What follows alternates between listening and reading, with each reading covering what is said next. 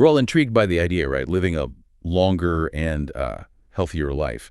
It's this fascination that's, well, it's turned into a massive global interest. People spend huge sums on anything promising to slow aging down. Yeah, and it's a tricky landscape because you have genuine scientific progress happening, but it's alongside, a lot of approaches that haven't really stood up to rigorous testing. Exactly.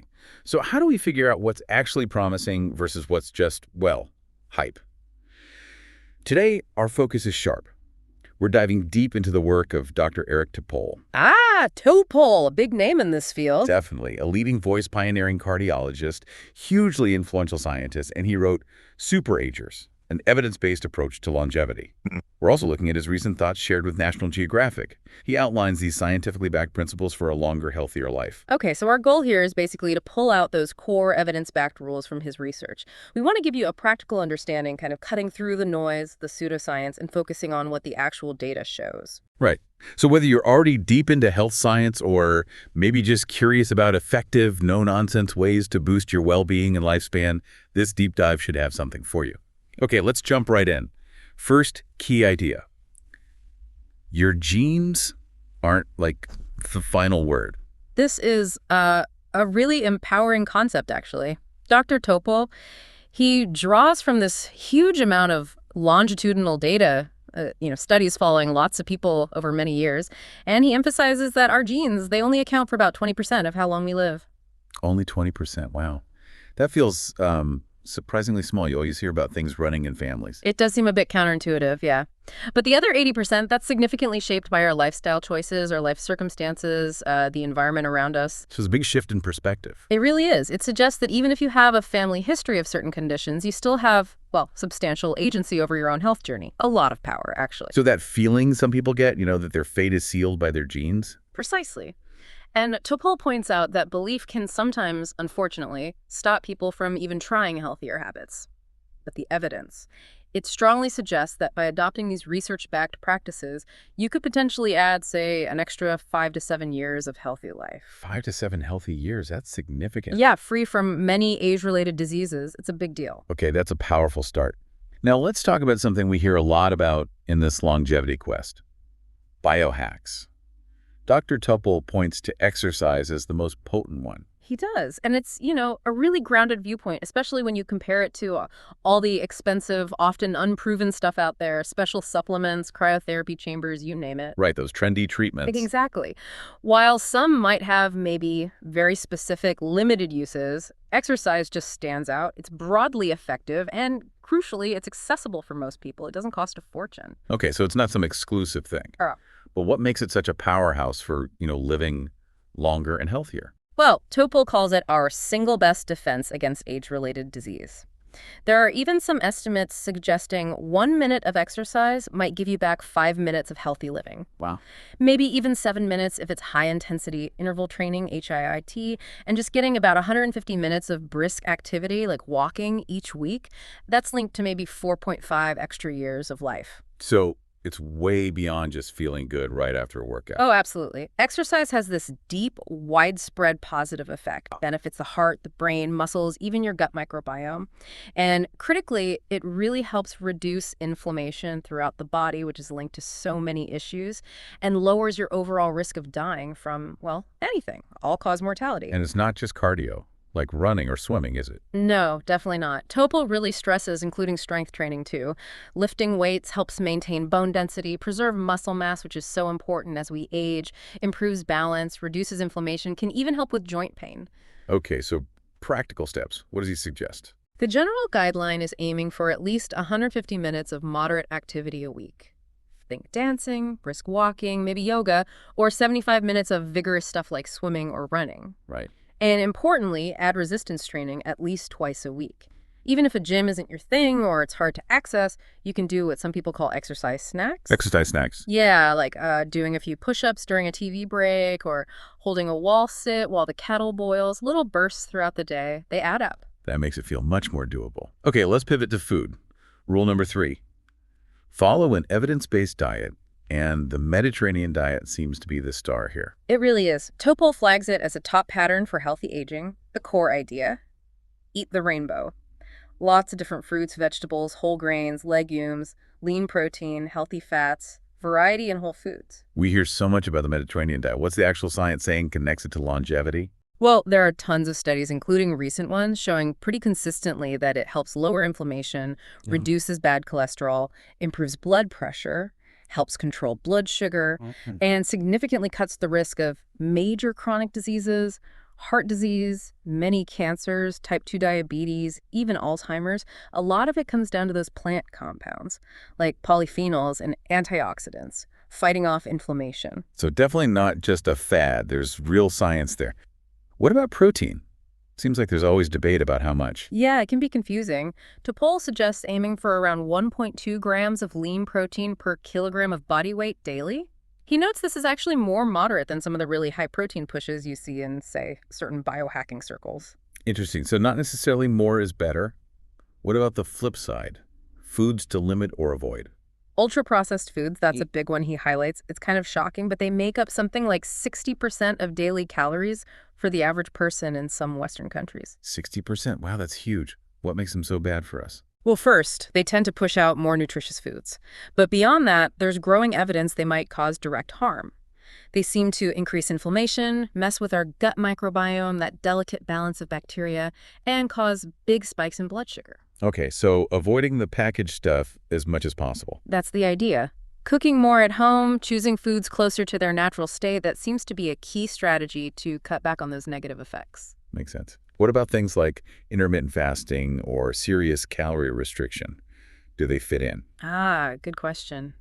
Topol acknowledges they show some promise, particularly in animal studies for extending lifespan, but There's a but. yeah, their long-term effects and how best to apply them to humans, that's still being actively researched. So they're not quite at the stage of being a broad recommendation for everyone just yet. Something to watch, maybe. Okay, helpful clarification.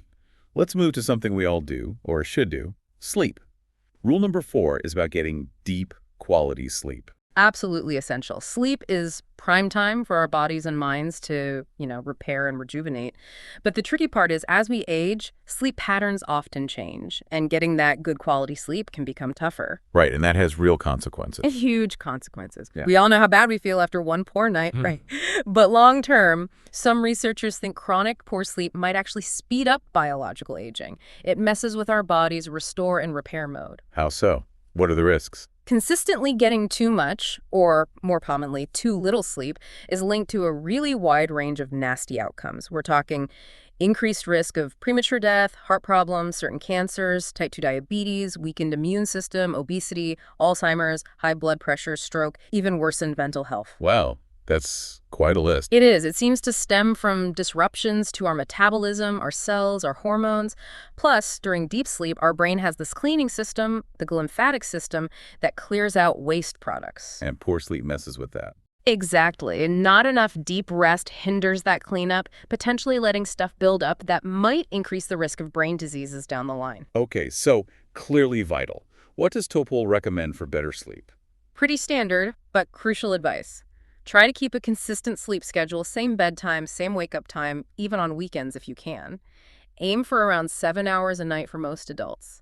Regular exercise helps, but maybe not right before bed. And avoid big meals or lots of screen time close to bedtime. Solid advice. Okay, next rule might surprise some people, as it's less physical. Rule number 5 is about flexing our social muscles, staying connected. Yeah, it might seem less direct, but it's incredibly important. Topol really emphasizes that loneliness isn't just sad, it actually damages our physical health and longevity. There's emerging research suggesting chronic social isolation could be as bad for your health as smoking, say, half a pack of cigarettes a day. Half a pack. That really puts it into perspective. What kind of health risks are we talking about? It's linked to higher rates of cardiovascular disease, cognitive decline, including dementia, stroke, depression, anxiety, and, yes, earlier death. Topol talks about older adults sometimes withdrawing, sort of going into a cave, and how detrimental that can be. So it's more than just feeling like you have people around. Much more. Strong relationships, even just a few really close ones, act like a buffer against chronic stress. And we know chronic stress is bad news for health. Plus, feeling connected boosts self-esteem, motivation. It can actually help you stick to those other healthy habits, too. That makes sense. Any suggestions for fostering connection? He mentions things that get you interacting with others, getting outdoors in shared spaces, pursuing hobbies you enjoy with other people, engaging in community things like music groups or art classes, anything that builds those bonds. Okay, good reminders. We've talked about adding good habits. Rule 6 flips it. Minimizing exposure to toxic offenders.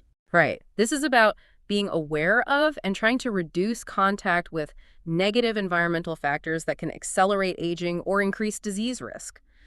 Now, completely avoiding everything is basically impossible in the modern world, right? Yeah, seems tough. But Topol stresses that even small, conscious changes can make a real difference over the long haul. What kind of environmental threats does he point to? Things like air pollution, which is a big one, toxins and pesticides, microplastics, which seem to be everywhere now, and those forever chemicals, PFAs, and the like.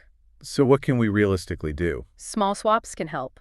Maybe using glass or wood containers instead of plastic in the kitchen, using air filters at home, water filters, choosing organic produce when you can afford it and it's available. Little things add up. And it's not just physical toxins, right? He also talks about the toxicity of unproven longevity stuff. No, exactly. He urges real caution about the flood of untested products and services in this booming longevity market. People are understandably looking for solutions, especially if they have chronic conditions, and that makes them vulnerable to, well, slick marketing. So the marketing can be louder than the science. Often, yes. Topol points out these companies can be very good at selling hope, sometimes without the solid scientific evidence to back it up. We need compelling science to counter the pseudoscience. So the advice on all those wellness hacks. Be skeptical. Be cautious. Especially with things like vitamins and supplements marketed specifically for anti-aging, where the evidence is often weak or non-existent. Focus on the foundational lifestyle stuff we've discussed and keep an eye on the real science, the emerging tech that is backed by research. Which brings us nicely to the final rule, number 7. Yeah. Leveraging the longevity tech revolution. This sounds futuristic. It is, but it's also happening now. Topol highlights how much AI, big data analysis, and serious research funding are driving real innovation in longevity science. What kinds of things are emerging? Give us some examples. Okay, so there's work on precision medical forecasting using things called organ clocks to predict disease risk much earlier. There are new drugs targeting senescent cells. Those are like zombie cells that hang around causing inflammation. Zombie cells. Yeah. They stop dividing but don't die, and they spew out inflammatory stuff. Getting rid of them is a big focus. Also, immunotherapies to boost our immune function as we age. Epigenetic reprogramming, which is like trying to reset the cellular aging clock, and even unexpected findings like how GLP-1 weight loss drugs seem to help with various age-related issues beyond just weight. Wow, okay. That's some serious science fiction becoming reality. Topol sounds pretty positive about this. He expresses significant optimism, yeah. He really believes we're on the verge of major progress against age-related diseases. The strategy is shifting towards finding people at high risk way earlier and intervening proactively. But even with all this amazing tech coming, what's the message for us right now? Should we just wait? Absolutely not. That's a key point Topol makes.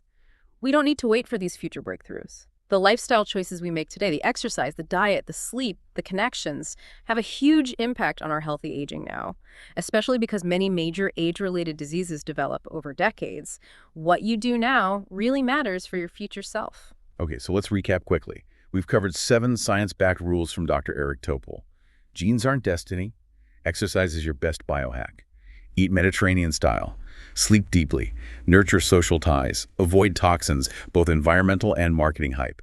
And keep an eye on, and maybe one day leverage, real longevity tech. Exactly. And the really crucial thing is that these aren't just abstract ideas floating out there. They're actionable things. You have power, real power, to influence your own health span, how well you live as you age. And it's all grounded in solid scientific evidence, distilled by a leading expert. So as you think about all this we've dived into, here's a thought to leave you with. Which one of these 7 areas feels like the biggest opportunity for you right now? What's maybe one small evidence-based step you could actually take, starting today, towards a longer, healthier future? Definitely something worth considering.